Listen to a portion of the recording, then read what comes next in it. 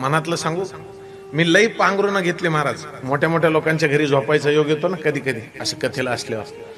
कुठं गालीचे, कुठं ते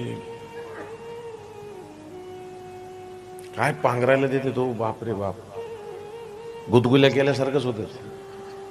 बरं ठीक आहे, ऐका ना, ऐका. तसलं पांघरायला दिलं तरी तुम्हाला सगळ्यांना विचारतो, चादरी घ्या, तुमचे ते ब्लँकेट्स घ्या, रगी घ्या, पण खरी मजा कशात आहे सांगा? बोला बोला.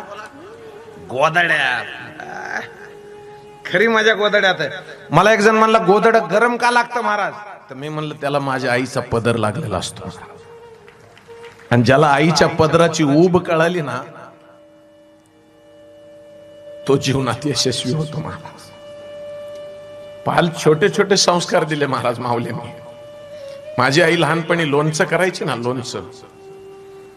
आम्ही शाळेतून सुट्टी घ्यायचो, भाऊ बहीण, आणि आईला मदत करू लागायचो. ते कैऱ्या तोडून आणायच्या, मग ते धुवायच्या, मग ते असे तोडायच्या आणि आडकीत.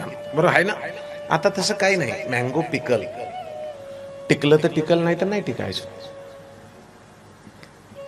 ते आणलेलं सुंदर सुंदर लोणचं, अशी फोडणी बसायची संध्याकाळच्या वेळेला, अशा त्या घोळसायच्या कैऱ्या, आणि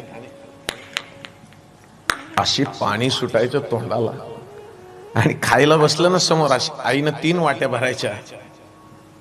आम्हाला वाटायचं दिवसभर मेहनत केली ना, आता वाटीभर लोणचं खायला मिळणार.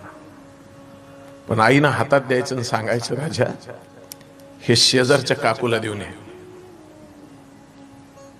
लय राग यायचा महाराज, लय राग यायचा. कशामुळे यायचा राग? राग यायचा फक्त एकाच गोष्टीमुळं, की दिवसभर मेहनत आम्ही केली आणि त्या शेजारच्या काकूला का द्यायचं?